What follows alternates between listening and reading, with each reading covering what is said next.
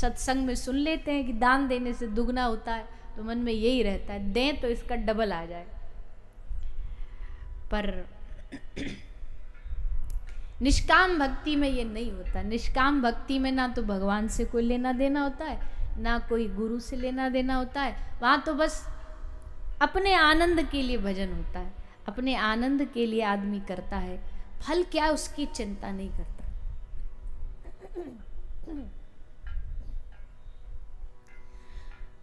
तो भक्त बनो पर निष्काम भक्त बनो।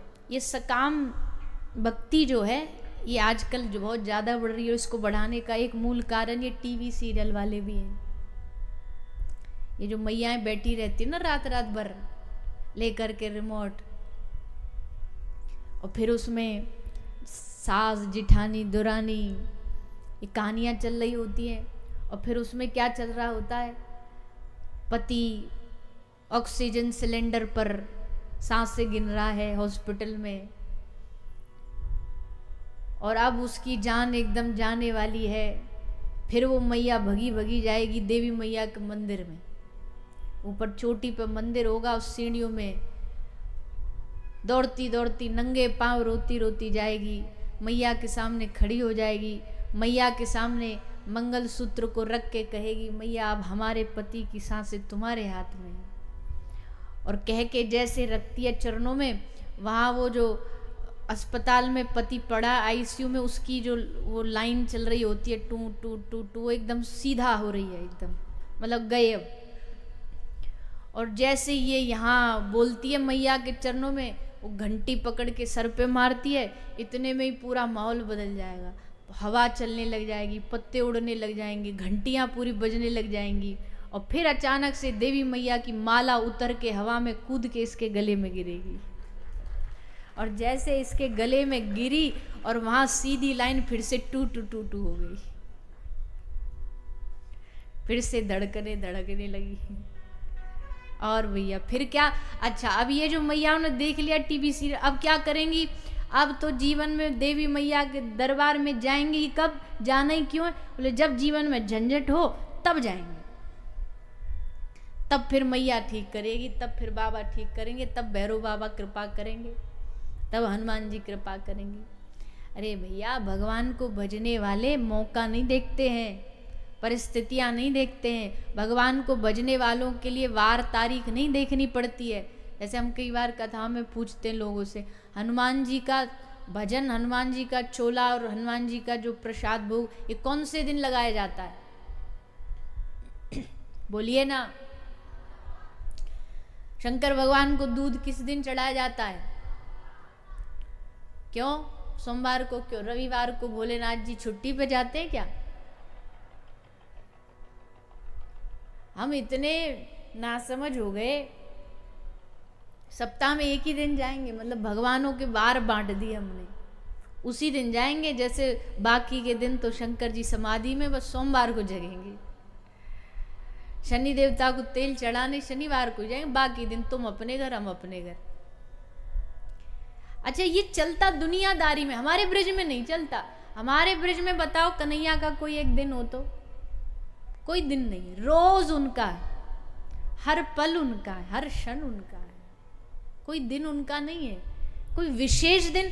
अब भाई जिससे दिल से प्यार है तो प्यार है, वो तारीख और मुहूर्त पे प्यार थोड़ी निर्भर करता है। तुमको अपने बेटे को याद करने के लिए कोई मुहूर्त दिखाना पड़ता है, कोई तारीख देखनी पड़ती है कि चलो आज सोमवार है, आज मंगलवार है, आज बैठ के याद करते। अपना है तो हर पल याद आएगा, हर क्षण याद आएगा। वैसे ही भगवान जब अपने बन जाते हैं, जब उनसे अपनत्व हो जाता है, तो हर पल उनका सुमिरन रहता, हर पल उनकी याद रहती।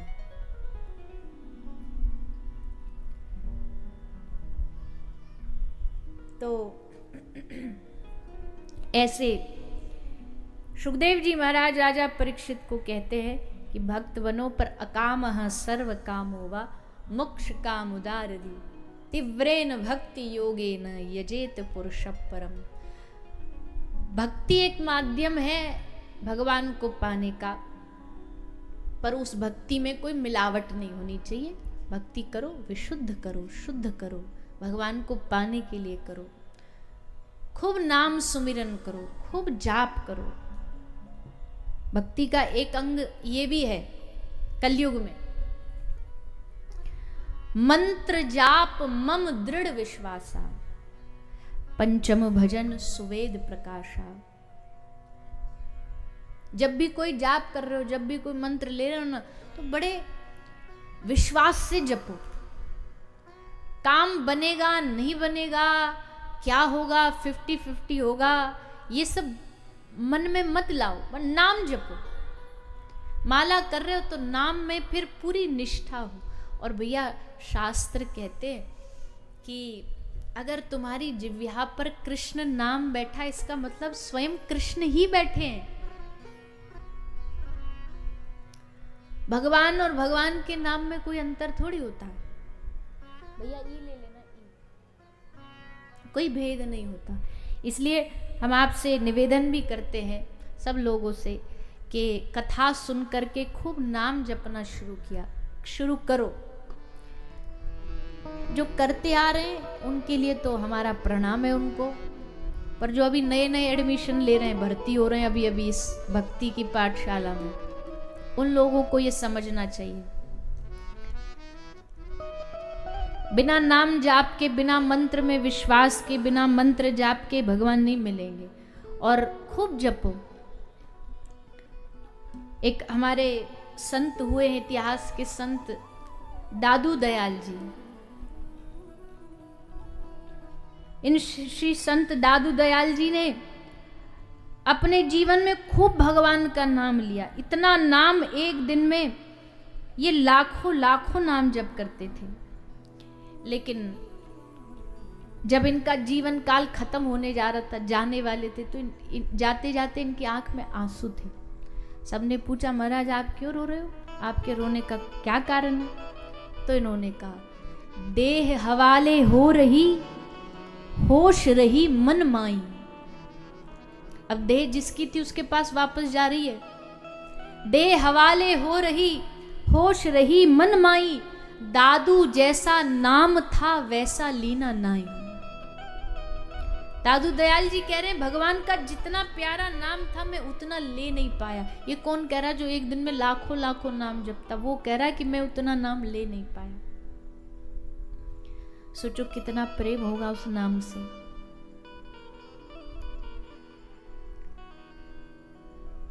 तो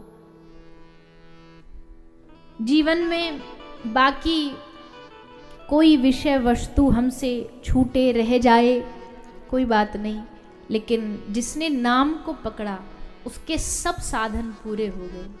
भगवान भी उस पर रीझ गए, भगवान भी उस पर खूब प्रसन्न हो जाते हैं। कोई कहे जी नहीं, ये जो लोग आजकल के गिन गिन के माला करते हैं गलत है। हम कहते हैं नहीं, बिल्कुल गलत नहीं है। क्यों? माला मन से लड़ पड़ी, तू क्यों बिसरे मोए। माला कह रही है, जब कोई तर्क दे रहा है कि भाई गिनना नहीं चाहिए, ऐसे ही करो, तो माला मन से लड़ पड़ी, तू क्यों बिसरे मोए, बिना शस्त्र के सूरमा लड़ता देखा ना कोई। एक जब युद्ध भूमि में कोई उतरता है तो बिना शस्त्र के थोड़ी लड़ लेगा, हाथ में शस्त्र तो चाहिए ना लड़ने के लिए। वैसे ये जो माला है हाथ की, ये भक्त का शस्त्र है माया से लड़ने के लिए। गिनती नहीं है ये शस्त्र है। ये पता है कि इतना नाम जब हम माला पे करेंगे तो हम थोड़ा सा संभल पाएंगे, बच पाएंगे। तो उसको कोई गलत अन्यथा नहीं लेना चाहिए, बोले माला गिन के क्यों करते हो। हाँ, एक समय आता है जब गिनने की जरूरत नहीं पड़ती, फिर वो अजपा जब कंठस्थ महापुरुषों को हो जाता है कि वो सो भी रहे तो भी मन में चल रहा है। पर जब तक वो स्थिति नहीं आए तब तक तो गिन गिन के ही करना पड़ेगा। नोट गिनने में तो कोई दिक्कत नहीं आती तुमको। अभी नोटों गड्डी गिनने बिठा दो, बड़े चाव से गिनेंगे। मजाल है इत से उत देख लें तो, और एकदम चिपका चिपका के कहीं दो नोट नहीं निकल जाएं तो एकदम चिपका चिपका के हाथों से गिनेंगे। और इतने ध्यान मग्न हो जाएंगे, कई तो ऐसा कि पास से कोई ढोल नगाड़े भी निकल जाए ना तब भी नहीं पता लगेगा, इतने मगन होते हैं। वहां गिनने में नहीं, वहां की कमाई करने में कोई दिक्कत नहीं, तो फिर यहाँ भगवान के नाम में कमाने में, गिनने में, बोलने में, जपने में क्या दिक्कत है? खूब जपो, आरंभ में गिन के ही जपो। आरंभ में मन नहीं लग रहा तो बिना मन लगाए ही जपो। अब कोई बताओ, ये कह दे किसी को तैरना सीखना हो और वो ये बोले कि पहले हम तैरना सीख लेंगे फिर हम पानी में उतरेंगे, हमें पानी से डर लगता है इसलिए हम पहले तैरना सीखेंगे फिर पानी में उतरेंगे, तो आपको हंसी आएगी कि मूर्ख है। पहले पानी में उतरना पड़ेगा फिर तैरना आएगा। तो ठीक वैसे ही पहले मन लगेगा तब भजन करेंगे, ये उल्टा सिस्टम है। पहले भजन करो फिर मन लगेगा, मन लगा करके फिर भजन करेंगे, ऐसा नहीं होता। ये मन इतना आसानी से थोड़ी भजन करने देगा हमें।